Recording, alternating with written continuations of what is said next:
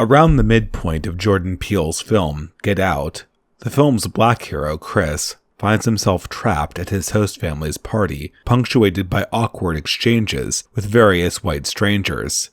Seeing the only other black partygoer, Chris approaches with a greeting, "Good to see an old brother round here," before patting him affectionately on the arm. The scene stands out as one of the few moments that Chris's near-perpetual state of unease vanishes briefly, until he finds out that the man's mannerisms are far too waspy for him to be anything but more unsettled. In a movie that is ostensibly about the hidden horrors of racially tinged faux pas, Peele presents a moment of racial solidarity without a hint of reproach. This brief moment neatly encapsulates the film, which opens on the same black partygoer, this time exhibiting sufficiently explicit blackness, being abducted in a white suburb, and ends with Chris being rescued from a body-snatching suburban nightmare with the arrival of a black friend to drive him home. Indeed, Get Out's vision of America, where a well-to-do black man can't safely stroll down an upscale neighborhood at night, is less remarkable than its vision of a world lacking any possibility of racial reconciliation. If you haven't seen the movie yet, maybe there's a good white person in it, remarked Jordan Peele at a promotional panel discussion. Or maybe not. Peele certainly hopes his white audience will cringe at the many awkward racial exchanges that Chris endures in the film. In Jordan's words, "I've heard white viewers react somewhat more vocally to certain seemingly innocent interactions, like the scene where an older white guy goes up to Chris and says, 'I know Tiger Woods.' You can hear a sense of recognition from white audiences, like, 'Oh my god, I've done that.' Certainly, within a film that portrays kidnapping, murder, and forced lobotomy, focusing on such trivialities seems strange, though this response from white moviegoers seems less than unexpected on the part of Peele. Within the world of Get Out, the only escape for the black protagonist is immediate and unapologetic separation. But within the world of the audience, the white audience at least, Get Out encourages one to observe and learn from any number of social slip-ups that might impede total integration. The black audience is mercifully spared from any real-world takeaway, besides a validation that there is something insidious about their weekend cocktail parties with WASP friends. At a basic level, this dynamic presents a contradiction at the heart of Get Out. Of course, the prima facie way to resolve this contradiction is to read Get Out as a cautionary tale against racial complacency. Jordan Peele seems to have something like this in mind when he explains what he is trying to convey in the film. The idea that we're past it all, for me, and for many people out there, as all black people know, there's racism. I experience it on an everyday basis. This movie was meant to reveal that there is this monster of racism lurking underneath some of these seemingly innocent conversations and situations.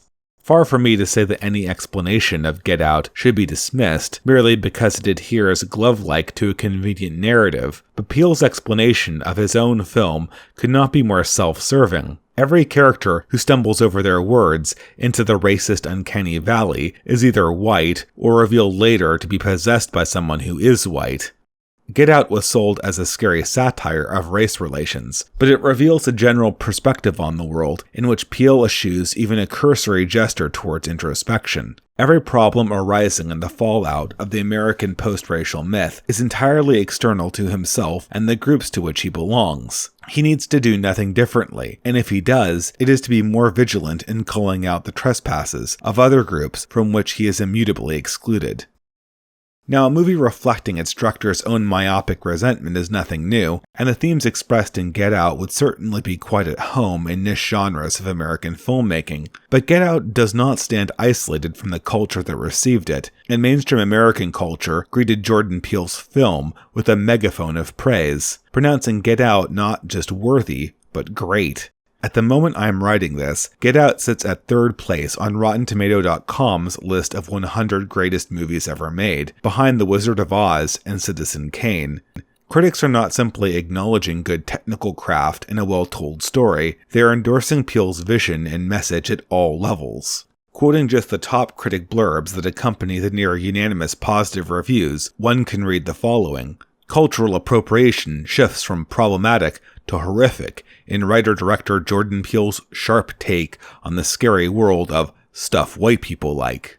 Writer and director Jordan Peele has fashioned a smart, scathing commentary as a base for his allegory on the horror of race in America. Peele does not just subvert a genre, often dinged for making people of color expendable cleaver fodder, he also flips pearl-clutching white flight anxiety about predatory black men on its ear, turning a gated community into the real danger zone.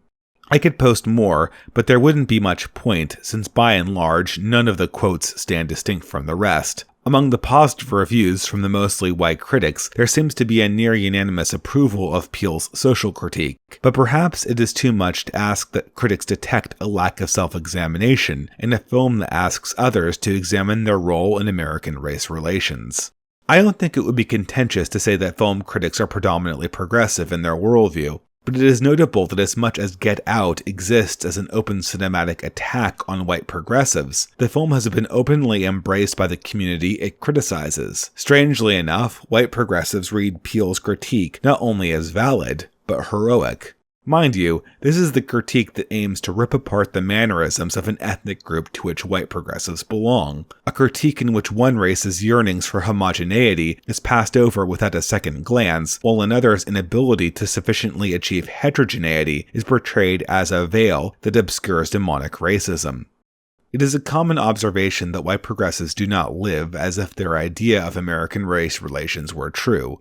Find a well-to-do social activist, and you will invariably find him living in the type of predominantly white community they vehemently preach against. This particular type of cognitive dissonance is often explained away as white guilt. But if it is white guilt that motivates progressive sympathy, it is a strange sort of guilt that manifests in loud pronouncements that ultimately cost nothing. Perhaps one explanation of this phenomenon is that rich white progressives are, indeed, the good white people, who are totally unconcerned with preserving their status and privilege. But perhaps not. In America today, upwardly mobile white progressives remain the most privileged members of their own ethnic group, with an unrivaled ability to make their voices heard both on a national and international level. White progressives also stand out worldwide as uniquely willing to denounce their own group's white privilege. Framing privilege in racial terms could be understood as a certain type of social responsibility, perhaps even altruistic, but a closer examination of the realities in 21st century America may lead one to doubt how extensive the presence of privilege is across white America once one departs from areas dominated by rich white progressives. Despite its persistent claim to be intersectional, the presence of a white lower class seems absent from Peele's vision of America. The concept that the rich white Armitage family from Get Out might share their whiteness with a poor white America unable to sequester themselves in gated communities or dedicate effort to checking their privilege seems only grudgingly acknowledged in the modern progressive vision.